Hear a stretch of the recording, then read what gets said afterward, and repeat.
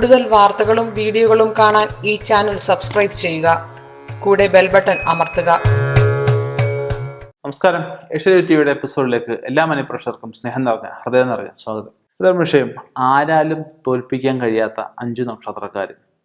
അപ്പം നേരത്തെ ഞാൻ പറയാറുണ്ട്, നമ്മൾ ഓരോ രാശികൾ, ഓരോ ഗ്രഹങ്ങൾ മാറുമ്പോൾ, ഓരോ രാശികളുടെ സംക്രമ സമയത്ത് നമ്മൾ ഓരോ ഫലങ്ങളെ, ഓരോരുത്തർക്കും ഓരോ യോഗങ്ങളെയൊക്കെ പറയാറുണ്ട്.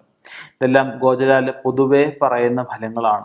ഇതിന് കൃത്യമായിട്ടും വ്യക്തമായിട്ടും ഒരു 100% ഒരു ഉറപ്പ് വരുത്തണമെങ്കിൽ തീർച്ചയായിട്ടും നല്ല ഒരു ജ്യോതിഷനെ കണ്ട് അവനവൻ്റെ ജാതകം കൂടി പരിശോധിക്കേണ്ടെന്ന ആവശ്യകതയുണ്ട്. നമുക്ക് ആ നാളുകളിലേക്കൊന്ന് കടക്കാം. ഭരണി, മകം, ഉത്രം, പൂരാടം, അവിട്ടം, ഈ 5 നാളുകൾക്ക് മാത്രമായിരിക്കില്ല ആരാലും തോൽപ്പിക്കാൻ കഴിയാത്ര ഭാഗ്യവും കഴിവും ശക്തിയെല്ലാം ഉള്ള. മറ്റുള്ളവർക്കും 22 നക്ഷത്രക്കാർക്കും ഉണ്ടാവാം.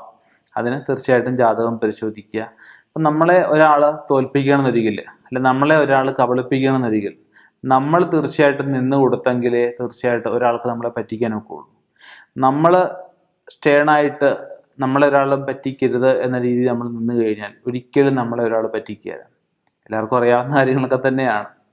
അപ്പം നമ്മളെ ഒരാൾ തോൽപ്പിക്കണമെന്നൊരിക്കൽ നമ്മുടെ മൈൻഡിൽ എപ്പോഴും ഒരു ആഗ്രഹം ഉണ്ടായിരിക്കണം. എന്താഗ്രഹമാണ്? ഈ ലക്ഷ്യം നമുക്കുണ്ടായിരിക്കണം. ആ ലക്ഷ്യത്തിന് വേണ്ടി നമ്മൾ പ്രയത്നിക്കുമ്പോൾ, നമ്മൾ അതിനുവേണ്ടി മുന്നോട്ട് പോകുമ്പോൾ മറ്റൊരാളെ തോൽപ്പിക്കണം, അല്ലെങ്കിൽ എനിക്ക് മുന്നേറണം എന്നൊരു ചിന്താഗതി, മറ്റൊരാളെ തോൽപ്പിക്കുന്ന ചിന്താഗതി കാണത്തില്ല. എനിക്ക് മുന്നേറണം എന്ന ലക്ഷ്യത്തോടെ മുമ്പോട്ട് പോയി കഴിഞ്ഞാൽ ആരുടെ ജയവും തോൽവിയും നമ്മൾ നോക്കണ്ട. നമ്മുടെ ജയം മാത്രം നോക്കുക.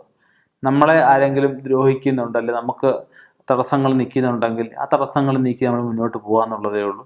തീർച്ചയായിട്ടും ഈ നക്ഷത്രക്കാർക്കും മാത്രമല്ല മറ്റുള്ളവർക്കും ആരാലും തോൽപ്പിക്കാൻ കഴിയാത്തത്ര ഭാഗ്യവും ഐശ്വര്യവും സമ്പത്തും എല്ലാം ഉണ്ടാവട്ടെ എന്ന് പ്രാർത്ഥിക്കുന്നു. നിർത്തുന്നു. നന്ദി, നമസ്കാരം.